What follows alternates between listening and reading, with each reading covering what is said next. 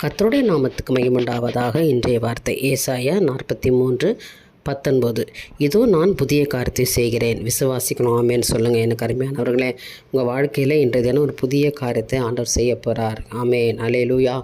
நிச்சயமாக ஒரு பெரிய காரியம் இன்றைக்கி நடக்க போகுது. நீங்கள் வெட்கப்பட்டு போவதில்லை. நம்புங்க, விசுவாசிங்க. கர்த்தரால் இன்றைக்கு ஆகும். உங்களுக்கு தேவன் கொடுக்கும்படி தேவன் இன்றைக்கு முடிவு செய்திருக்கிறார். உங்கள் வாழ்க்கையை ஆண்டவர் மாற்ற போகிறார். ஒரு புதிய காரியத்தை நான் இன்றைக்கு செய்வேன். அது இப்பொழுதே தோன்றும். இன்றைக்கு இந்த நிமிஷத்தில் கேட்டுக்கொண்டிருக்கிறேன். இந்த பொழுதே கர்த்தர் உனக்கு ஒரு அதிசயத்தை செய்வார். அல்லேலூயா. நிச்சயமாக இந்த நாளில் மிகப்பெரிய அற்புதத்தை காண்பீங்க. தேவன் பேரில் மகிழ்ந்து களி கூறுங்க. கர்த்தர் செய்ய போகிற அதிசயத்தை நினச்சி சோத்தரிங்க. ஆண்டவர் உங்கள் வாழ்க்கையில் மிகப்பெரிய ஒரு மாற்றத்தை கொடுக்க போகிறார் என்று சொல்லி விசுவாசிங்க. கர்த்தரை பற்றி கொண்டு வாழுங்க. அவரோடு இணைந்து செயல்படுங்க.